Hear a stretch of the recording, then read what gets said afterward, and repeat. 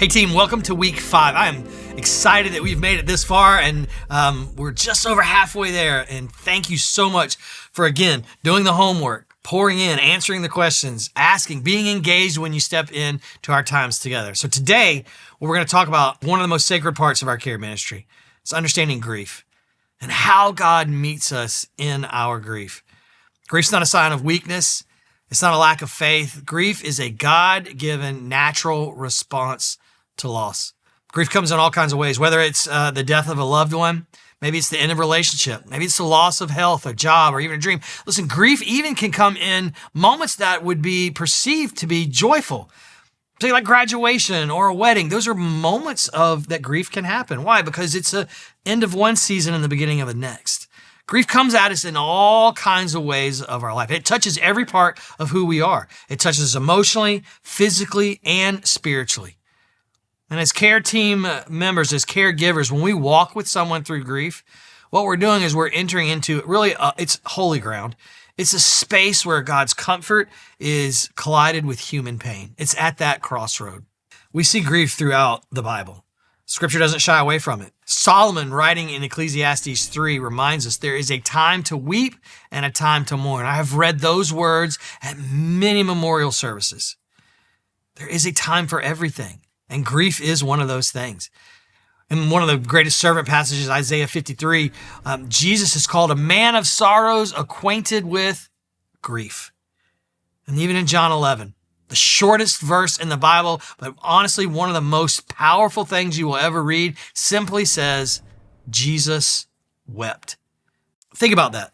Jesus standing in front of the tomb of his best friend, Lazarus. And listen, he knew what was coming. He knew that Lazarus was going to be resurrected. He knew that he was going to see him again just a few moments away. And yet, because of the emotions inside of him, because of the way that he was like us, processing through what was happening, he wept. He experienced grief. Grief isn't the absence of faith in our life. It's the presence of love. Jesus loved Lazarus so much that he was grieving for him and for his sisters. Grief is not something to rush through. Grief is not something that we would suppress or push down. It's something that you move through. You don't go around it. You go through it. And understanding how our grief unfolds, it helps us to understand and extend compassion, both to ourselves and to others. And so when you experience loss, your heart and your mind are moved through, honestly, it's a series of emotional and spiritual and physical responses. It's not just steps to completion, but a lot of times there are patterns that emerge as you learn to live with the things that have been lost. Well, think about it this way. Grief comes through seasons. How about seasons of denial, seasons of anger, seasons of bargaining, sadness, even seasons of acceptance. And these seasons aren't linear, right? It's not just one after the other. They don't happen, by the way, shockingly to you, the same way to everyone. Some people travel through these seasons quickly. Some do them slowly. Some feel several of these seasons all at once, and all of that is okay. We allow grace and freedom for people to process the way that God has designed them to process through it. There is no right or wrong way to grieve. As we think about these seasons or stages of grief, number one would be denial. In the earliest moments of a loss, denial comes in a way of like a protective fog. It rolls in, and it's where you have this instinctive thought, I cannot believe that this is happening. Maybe it's, I just talked to that person yesterday, or there's no way that this is what's going on. And so denial is not dishonesty. It's just how your body and your spirit react to protect us from an emotional overload. Psalm 34:18 says this, the Lord is near to the brokenhearted, saves the crushed in spirit. I think about when you go through something of a loss that is sudden. Your body does incredible things. It just dumps out a lot of adrenaline. Why? So that you can process physically through what is going on. In the same way that your spirit does the same thing, that you're like, this can't be happening. This isn't real. Even Jesus, listen, his disciples struggled to accept his death at first. Denial gives us space to take the small steps forward facing the new reality. So people times will come through denial and you work right into anger. What is anger? Well, anger can be directed in a lot of areas. It could be directed at God. It could be directed at others. Honestly, anger could even be directed back to yourself. The truth is, God is not intimidated by your anger. He can handle it. Paul writes in Ephesians 4, be angry and do not sin. David and the other psalmists that just poured out their anger and poured out their confusion and poured out their pain to God throughout all the Psalms helped us to know that anger it's really grief in motion.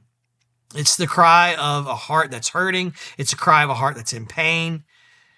It's a cry that understands that God is listening and he has compassion for us. And so, from denial to anger to a stage called bargaining. You get to a spot where maybe the pain becomes unbearable. You start thinking things like, well, if I only had this. Or, God, if you would just fix this, I promise I will do this thing. You begin bargaining. What? It's your way and our way and others' way of trying to regain control. Or maybe even rewrite what's already happened. And so, Proverbs 3:5 says, trust in the Lord with all your heart. Lean not on your own understanding, but what? In all your ways acknowledge him, and he will make your path straight. God meets us even in our bargaining. And his grace is so big, it covers all of our regrets. It covers all our questions. It covers all our what ifs. All of the bargaining we bring to him in his grace is covering it for us. So denial, anger, bargaining, on to sadness. Sadness and sorrow. This is when the weight of the reality of the thing that you're walking through actually sets in. Denial and bargaining begin to fade away, and the loss is really in front of you. That comes with sadness, comes with loneliness. Numbness can even take over in moments like this. Psalm 23:4 isn't a moment that gives us hope. The Lord is my shepherd. What does he say? Even though I walk through the valley of the shadow of death, I will fear no evil, for you are with me. It's not the same thing as hopelessness. The psalmist is telling us there's a deep awareness that something precious and dear to us is gone. And even in that valley, and even in that moment, and even in that desperation, God's presence will never leave you. He walks with you, and he walks with me through every single shadow that we have, which allows us to move into acceptance. Acceptance is not, that's it, I'm over it, I'm done. No, what acceptance means is that you get to a spot where you're able to learn to live again while carrying the memory of what is lost. We do not forget the things that we have walked through. We remember those, but we're at a spot where we can begin to move forward. God gives us this promise. At the end of the Bible, in the book of Revelation, chapter 21, he says this, behold, I am making all things new. And so when we step into acceptance, there's hope. Hope begins to rise again. It's where you start to take loss and you integrate it into your story and you're able to talk about it the way that God is working and moving and building in your spiritual formation. It's not forgetting about it, but it's finding the peace that comes with the presence of God because he is with you. Well, understanding these seasons helps us when we offer compassion to others. Why? Because not all grief looks the same. And so when we encounter folks, we have a few types of grief that we get to in the care ministry. One of those is complex grief. So multiple or compounded losses that feel overwhelming. Complex grief, that's where someone tells you maybe in the same year that they have experienced one, a loss of a parent. Two, maybe they experienced the loss of a job. Three, maybe, and this is grief. Remember I said grief can come in happy moments. Maybe it's the birth of a child. All three things in the span of 6 months. That's complex grief. That is a lot of things weighing down on one person. And so we walk with them through that. You might experience grief with you or others that is in anticipation. That they know that a loss is coming and they're mourning it before it gets there. Think about Jesus in the Garden of Gethsemane. He knew that the grief was coming. He knew that the death on the cross was going to happen and he was grieving before it happened. That can happen in life. You also might see and be with folks that experience disenfranchised grief. Well, okay, that's a big word to say what? Well, that's grief that maybe is hidden away. Maybe this grief that society that we live in, the culture that we live in, doesn't want to acknowledge. Maybe it's grief that people that don't talk about it, like maybe a miscarriage, or maybe when someone has a loss of a dream that they've held on to forever, maybe it be a marriage or those types of things. So when you get that grief that really people just kind of push away and they don't want to talk about it. And then there's a lot of times what we experience is delayed grief.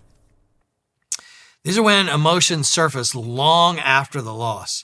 I think about recently when I'm with friends and in holiday seasons and a commercial for a grocery store comes on and you start crying. Why? Because it stirs emotions in you from maybe a loss that you had some time ago or something that you walked through long ago and you think, where did this come from?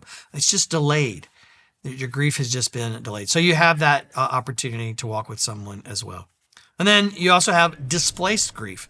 Pain that shows up as maybe anger, irritability, sadness, pain that shows up in unrelated areas, not even remotely to where the pain originally started, but that grief is there. And so that's just displaced.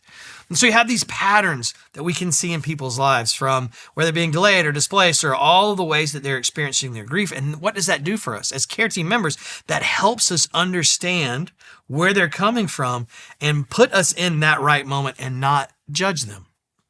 We allow them to process their emotions, allow them to walk through their grief, and then we're doing that with them. So what does that look like? Galatians 6:2 calls us to this. Carry each other's burdens, and in this way, fulfill the law of Christ. So how do we do that? And how do we do it well? Well, first and foremost, beyond a shadow of a doubt, you have to be present. We've talked about this before in some of our other trainings. Your presence, your faithfulness to be there is the thing that speaks volumes. It is the thing that speaks, but people do not care what you have to say. They care that you are there. And so you want to be there for them emotionally. You want to be there for them spiritually. And your presence showing up speaks louder than words. So what are you going to do in those moments? You're going to be there. And then you're going to listen. You're going to listen without fixing. Let them talk. As someone is grieving, sit with them in silence.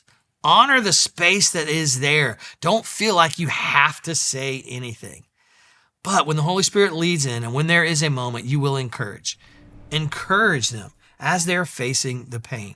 Encourage them to take steps in that. Maybe ask them some questions of what they're going to do, how they're going to process this. When the moment is right, encourage them to maybe journal, write things down, encourage them to pray, encourage them to have honest conversations with God, that He would invite the healing in their life.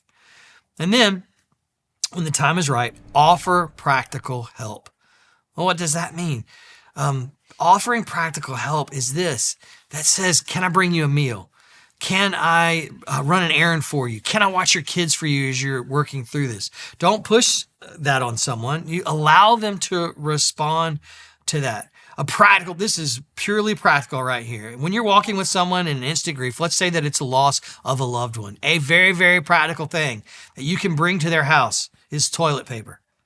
I know that might land on you a little differently, but here's the thing. People are coming to their house and they're going to be with them and they're going to be staying with them. And there's going to be a lot of family and people coming in. A practical thing is toilet paper or a case of water. You can always use those two things, but you ask for practical ways that you can minister them in that moment. I would encourage you with this. Avoid platitudes. Instead of trying to explain the unexplainable, simply say these things. How about this? I'm here for you. I am so sorry that you're walking through this. And I have no words in this moment. That's the best thing to say. I have no words. Instead of trying to come up with something to say because you feel it inside of you, how about I have no words to say? And you just are there with those that are grieving. And as you are walking alongside of them, I would encourage you with this. Follow up matters. Grief is not over instantly. It lasts way longer than that potato casserole that you dropped off or the sympathy card that you wrote. So I would encourage you, if you have an opportunity to engage with someone as they're walking through grief, check in on them. Put a note on your calendar for 30 days, 60 days, 90 days, half a year. On the anniversary of that grief that they're experiencing, you would reach back out to them. Hey, I was thinking about you today, praying for you today. Know the Lord is in your life, that you are there for them. Your steady presence in their life will make a lasting impact and will be helping them on their path and their journey to healing. Jesus never promised us that we wouldn't mourn. He did promise us, though, that we would be comforted. Blessed are those who mourn, for they will be comforted. Grief is a very sacred opportunity and a sacred ground that we get to walk with someone as they journey through it. We are joining God in his ministry of comfort to them. So stay close to them, be gentle with them, listen well to them, and always point them to the one that will never leave them or forsake them. Point them to Jesus.